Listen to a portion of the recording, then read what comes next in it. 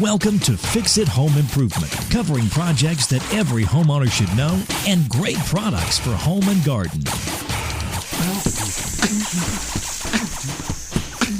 Hi, I'm JC, and this is where we share weekly home improvement tips. I'm here with my co-host, Cindy.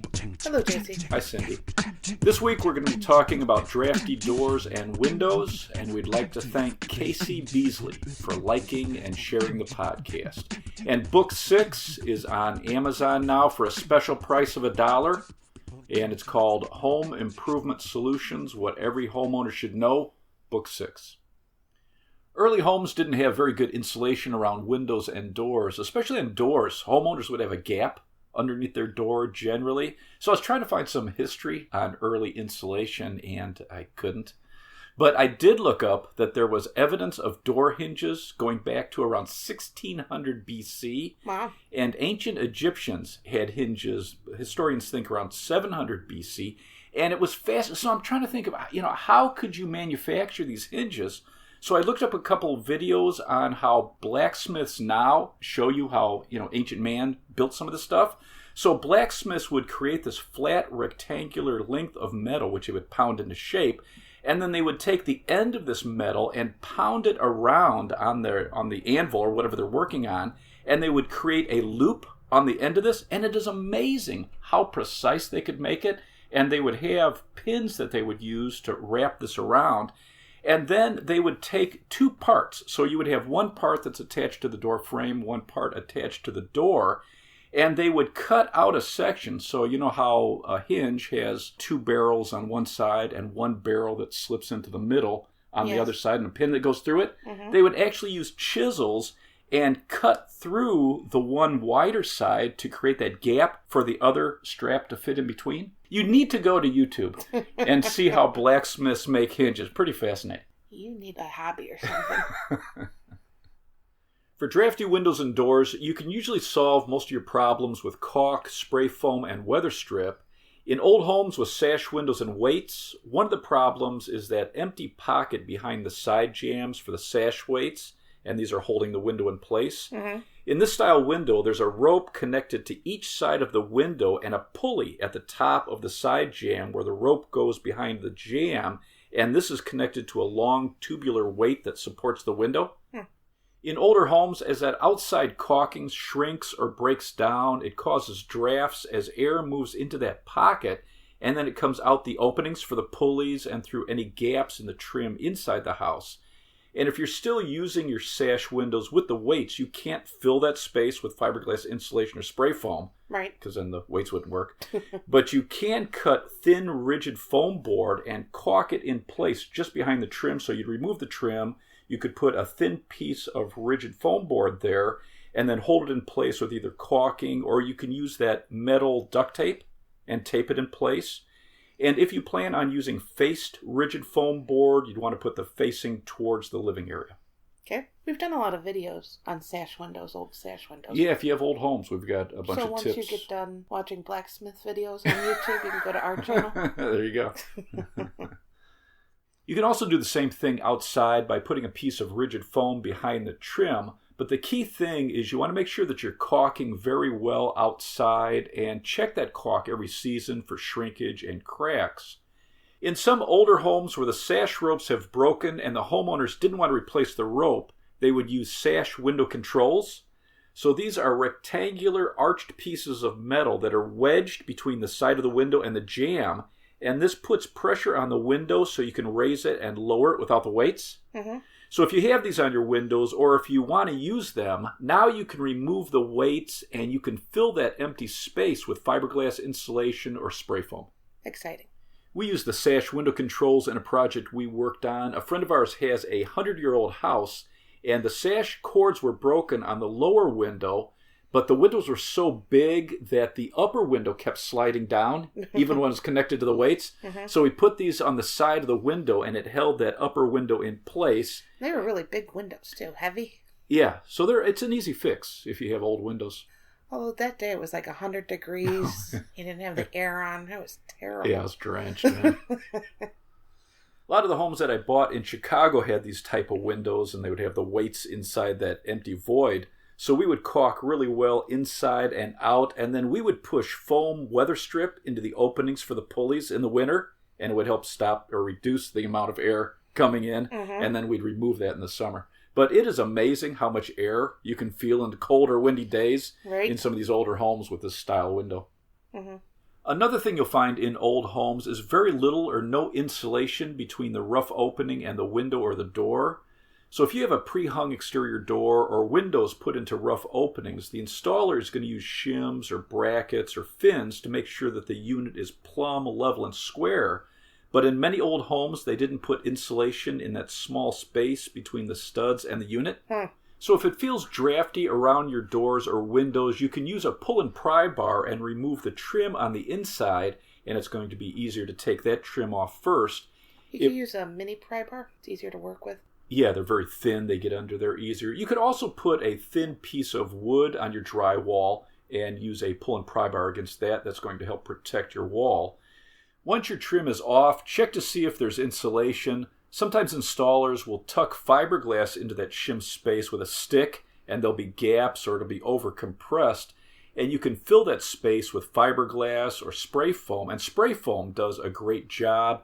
It's going to expand into the shape of the space around any shims. It's going to block pollen and air and dirt and insects.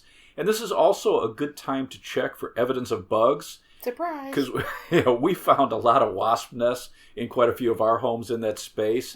And foam does a great job of eliminating new nests. And you should be using minimal expanding foam or something labeled for windows or doors when you're filling that space, because this is designed not to overexpand and bow the window or the door jamb. Right. And the foam is also going to give support to old windows and doors. A couple of our tenants said that once we insulated their windows and we used a spray foam, they didn't rattle anymore when it was windy. When you take off your trim, if you have bent or broken finish nails, rather than trying to dig them out of the front of the trim, you can use adjustable pliers with a rounded head, grab the nails from the back of the board, and roll the head of the pliers on the wood, and you can just pull out the nails that way. They come out very easy. Okay. I've got some top-rated pry bars.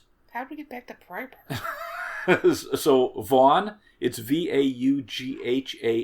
They have the Super Bar.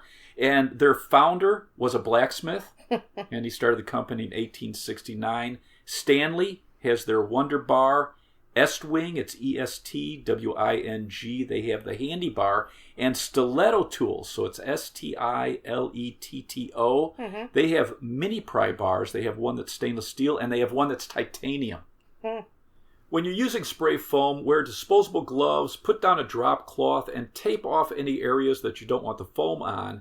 If it expands past the area you want it in, just allow it to cure and then cut it smooth with a handsaw, because it's going to cut very easy when it's cured. It is very sticky, and you'll deflate it if you try to mess with it or trim it while it's wet. Some top-rated spray foam for around windows and doors. Great Stuff has their window and door. Loctite, it's Loctite. They have a window and door foam. And Red Devil has their foam and fill, and it's for around windows and doors. You should check the caulk and trim around your windows and doors every season to see if the trim's pulled away or if the caulk has gaps. Because it's more than just air you're worried about. It's also water and insects. Yeah, water over time can do a lot of damage if you're not filling these gaps. And for your caulking outside windows and doors, silicone does a great job, but most 100% silicones can't be painted, and they leave an oily residue that has to be removed if you're going to recaulk that area. And some of the new silicone formulas also skim over very fast, and they're hard to smooth. If you plan on using a silicone, you only want to cut the tip of the caulk tube to the size of the gap you're filling, and do a small section at a time, like one side of a window. Smooth it before you go to the next area. And whether you're using a finger or a tool, you should have a small cup of water with a couple of drops of liquid soap in it. Dip your finger or your tool into the water, pull your silicone smooth, wipe off your finger, and then dip it again, and then keep smoothing it. So you should have like a paper towel or a clean cloth that you're using. Yeah, absolutely. It's going to make it a lot easier. You can also tape off the area on both sides with painter's tape for a professional look. Smooth the silicone into the gap and then pull that tape off before it starts to cure. Clear silicone is going to be good for small cracks and gaps, and silicone colored to match your trim is going to blend in really well, and you don't have to worry about painting it. Silicones are very durable. A lot of them will have 50 years or a lifetime warranty. Yeah, amazing. Which is a long time. Another product with a lifetime warranty is Lexel. It's Lexel. And this is great for outside. It's a synthetic rubber elastomeric sealant, and it sticks to almost any surface. Even if it's damp, it's paintable. The clear is very clear, and you would smooth this with soapy water. And you can also use this inside. Red Devil has a window and door outside sealant. It's called Storm Guard 920. And this will stand up to very cold and wet climates. The formula is a moisture cure sealant. So moisture actually makes it cure faster. And this can be exposed to rain in 30 minutes. It sticks to almost any surface. This also has a lifetime guarantee. And you would smooth this with a soapy finger also. Okay. You don't want to use inexpensive caulk outside. You're looking for something rated for outdoors with a long guarantee. When you're at the store, you should make sure you feel the tube of caulk.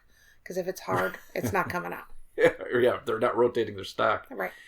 And if you have a big gap between your siding material and your trim, you should push Baccarod in that space. You should explain what that is. So Baccarod is like a long, foamy rod, and it comes in different thicknesses, and you can pack it into an open space so that your caulk is going to sit on this. And you should check the label to see how deep you can put your caulk, because you don't want it to sag or fall into a deep space. You can also use spray foam to fill a void, allow it to fully cure, and then trim it back. And you always need to cover spray foam. You can't leave it exposed to sunlight. Okay. If you're caulking the inside of your home around your trim, you can get away with an inexpensive latex or vinyl caulk, and this is going to help stop any air movement. Latex and vinyl caulks are easy to smooth with your finger. You don't need soapy water. They're paintable, or you can get clear. There are formulas with a small amount of silicone that can be painted, and you're looking for the best warranty for the best price for inside. Right. DAP, D-A-P, they have their Alex Plus. This is an acrylic latex with a small amount of silicone in it. It's flexible, it sticks well, it smooths easily, it's paintable, it comes in clear or in colors, and this has a 40-year warranty. Wow. A couple other top-rated caulks for inside. Loctite, it's L-O-C-T-I-T-E. They have their Poly Seam Seal. This is a latex caulk. It's all-purpose, paintable. It's mold and mildew resistant. It's very easy to smooth. It's flexible, and it has a 20-year guarantee. Red Devil has their Lifetime Ultra 230. This is an elastomeric acrylic latex. It's flexible, paintable. It comes in colors. Easy to smooth, it's mold and mildew resistant, it's VOC compliant, non-toxic, and this one has a lifetime guarantee. Kind of guessed that. Yeah, okay, this says it in the name. So after you caulk and use fiberglass insulation or expanding foam around your windows and doors, now you should check all your weather strip. Okay. The dollar test is popular to see how well your weather strip is making contact with your door or window. So slip $1 under the weather strip and close your door or window and see if you can pull it out easy, or if it falls out, you should change your weather strip. Out the window? Right. Couldn't you do this with a piece of paper instead so you're not throwing money away? So the EPA says 1/8 of an inch gap under a 36-inch wide door is the same as having a 2.4-inch hole in a wall. Wow. And they estimate in older homes you could save more than 10% on your energy bill just by replacing or adding weather strip to all your doors and windows. For your entrance doors, you should check the weather strip on the bottom of the door and the threshold. Some thresholds are going to have a rubber seal that compresses when the door is above it, and that can be replaced on many styles. So you can pull out the old seal, bring it to your local hardware store, and if they don't have one that matches, they can usually order it for you. You can also replace the whole threshold if your old one is in bad shape, and you'd want to check the width and the height that you need. And then check to see whether it comes with a seal that comes under the threshold, or if you should set it in a bead of silicone, or they might even suggest caulk under it. Okay. On many doors, you can pull the weather strip from the bottom of the door and replace it or add a new one. They have seals designed for the bottom of the door that slip over the bottom and they're screwed in place. And if it's hard to tell what you have, you could remove your hinge pins and just pull the door off, and you'll be able to see what you're working with much easier. And it's going to be much easier to install a style that fits on the bottom, especially if it's a channel and it fits under the whole bottom of the door if you have the door off. There are also door sweeps that attach to the bottom of the door and just seal against the threshold. You can either get screw-in or self-adhesive, and check how big the gap is and how much it will cover on the label. On the side of the door, you could have metal V-strips that are either nailed or stapled to the jambs, and they actually do a pretty good job of stopping airflow. You could also have additional foam or rubber on the top and sides on the wood or metal stops where the door is closing against that. So in my garage door in the house I'm in now, I have both. So it originally had V-strips, and there was still a little air movement I could feel. So I added foam, really thin strips of foam against the stops, and it solved that air problem. Good job. If you have a more modern home, many doors and windows will have weather strip that you can replace, and it could be called kerf seal, it's K-E-R-F, or channel fit seal. And the weather strip has a barbed tab that fits into a channel. Very easy to pull out and then push a new one back in place. And on many windows and doors, these are installed in the stops that the door or the window is closing against. And look at the packaging. Some are labeled good, better, and best. Rubber is usually the best.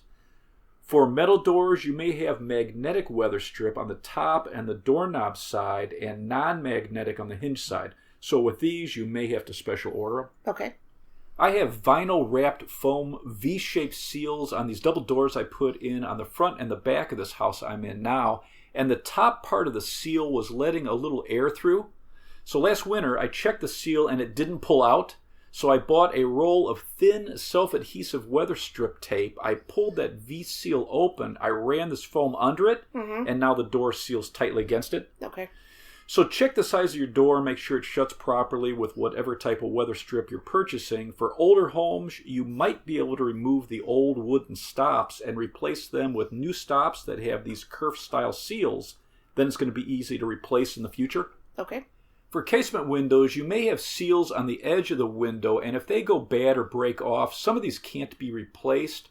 So then you can run rubber or foam strips on the frame, and that way the window is closing against it.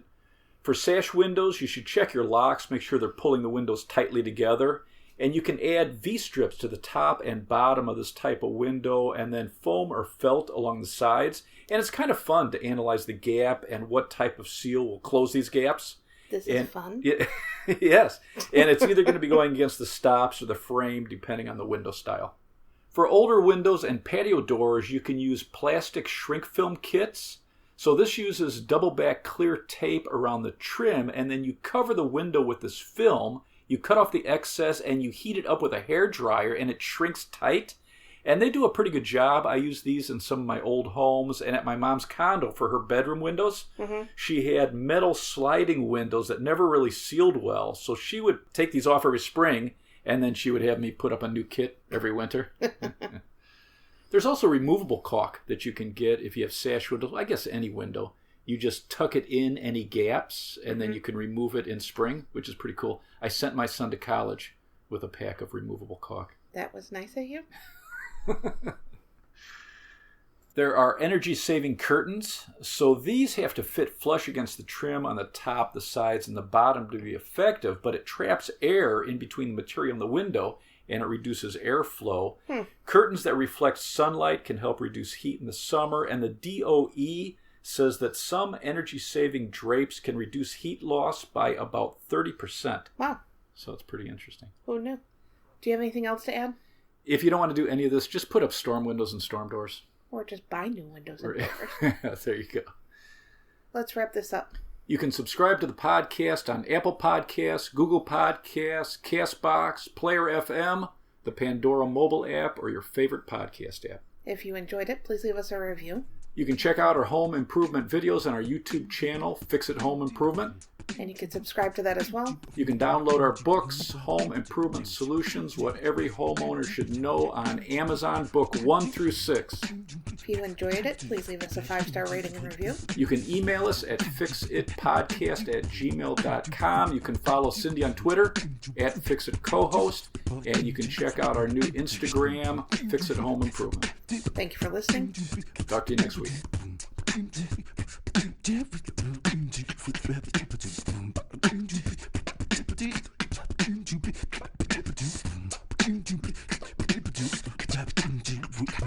to continue.